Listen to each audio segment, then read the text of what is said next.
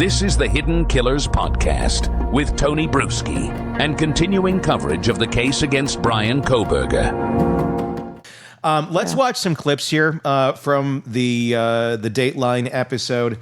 And I want to talk about what happened to Ethan Chapin. And I don't like getting gory or anything, but it's simply just part of this case, so we're not getting into super detail. But this is what happened to Ethan. This is, again, from Dateline NBC and their reporting on the Kohberger case.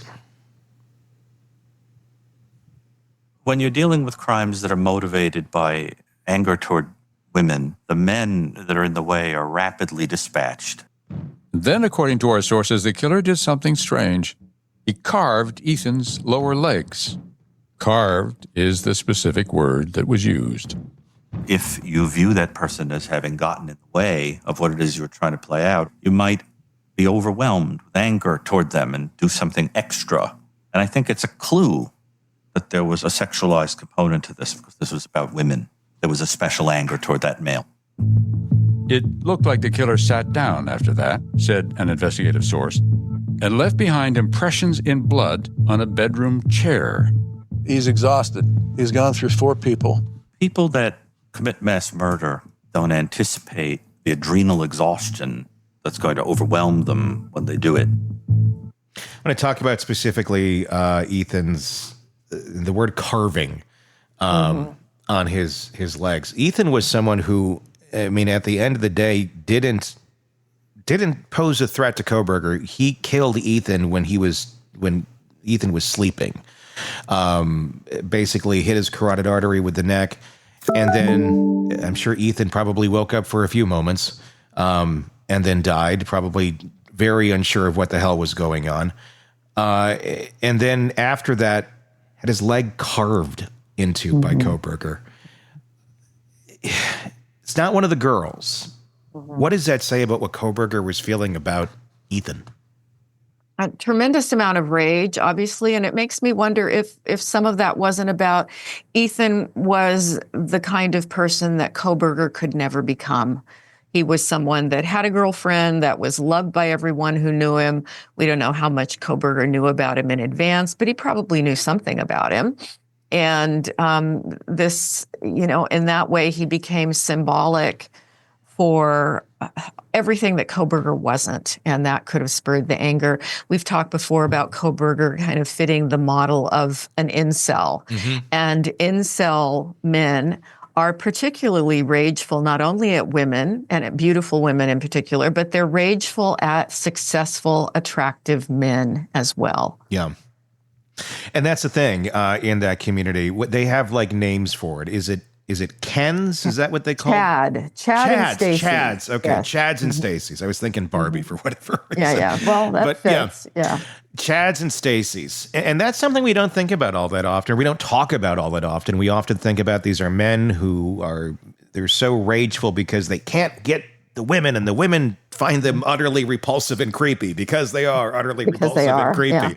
Yeah. But they can't quite figure out why. So it's everybody else's fault except their own, including the males. And that's an interesting thing when it comes to this, because you don't see them necessarily going after the men, at least that we see often in these cases. It's them going after the women with that hate and that spite. Is this a rare case where we see, if he is kind of an incel type thinking guy, that a man physically went after another man in a jealous rage as well because of not being able to be like them?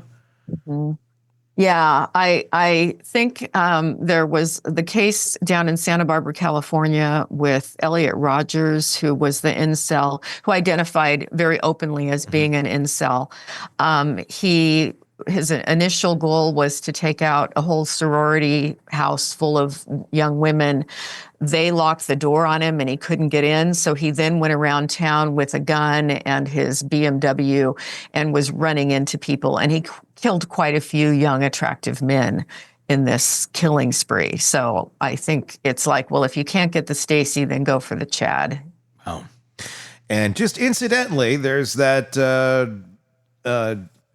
profile online that and people go back and forth on if it was him or not. The Papa Rogers, which seemed to know information but nobody else knew, and seemed to be an odd little homage to Elliot Rogers. It wasn't Papa Roger, it was Rogers, which is rather interesting. Let's watch another clip from Dateline talking about the mind of Kohberger and some of his apparently chilling fantasies. Let's take a look. He's clearly trolling and getting stimulated by looking at people who in his mind fuel the fantasy. And with the trial just weeks away, how will his attorneys defend Bryan Kohberger with the death penalty hanging over his head? How do you mount a defense to all that stuff? Piece by piece. And if one card falls, then the house can fall. Do you think the house can fall on this one? Do you think that there's any chance here that Kohberger is going to have some sort of story or alibi that's going to put reasonable doubt in the mind of a jury from what we know so far? I cannot imagine what it would be. I just can't imagine. And I've tried to keep an open mind. Yeah. But there's just so much evidence here. And we haven't even heard all of it at this point. No. So it just, to me, looks absolutely overwhelming. Let's do this clip. This is an interesting angle, and I'm curious to get your thoughts on it. Of course, talking about minds of people who kill like this, serial killers, and what they do leading up, how they get themselves in the mode that they're going to go into. Let's watch this clip, and we'll talk on the other side. Kohberger watched a video on his phone containing this quote. It read, "Something is wrong with me. I can't be who I need to be. Something is wrong with me. Will it last for eternity?" He doesn't fit into society. Then, later that morning, How you doing? How y'all doing today? the Kohbergers' father and son were pulled over in Indiana. You was right up on the back end of that van. Not once, but twice. For following too closely. Make sure you give yourself plenty of room, okay? 3 days after the Kohbergers arrived back home in Albrightsville, Pennsylvania, the FBI had traced the DNA on the knife sheath to a geographic area, the Northeast, then to a family, the Kohbergers, and finally settled on a likely suspect in the murders on King Road, Bryan Kohberger. Later that week, 2 more selfies of Kohberger in a black hoodie showed up on his phone. And as Christmas came and went, a source close to the investigation has confirmed. So there's 2 things there. Let's talk about what he was listening to on his phone. I believe there's actually lyrics to a Britney Spears song.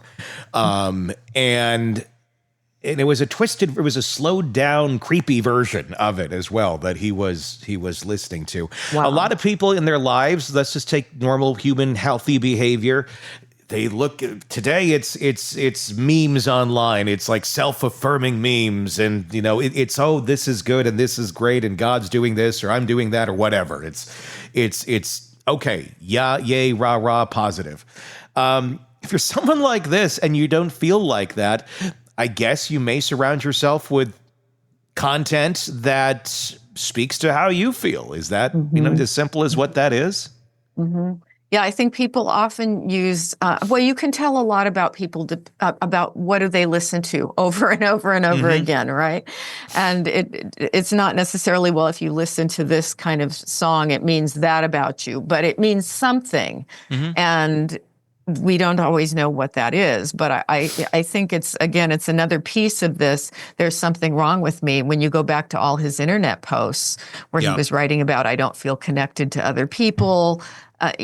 This is a guy who was isolated and knew that he was different from other people, but doesn't seem to have the wherewithal to alter much about his personality. So I think if we got into the brain of Bryan Kohberger with enough finesse which we don't really have, neuroscience that can do that at this point. But I think we would see that this is somebody that, yes, there was something wrong with, and there had always been something wrong with him.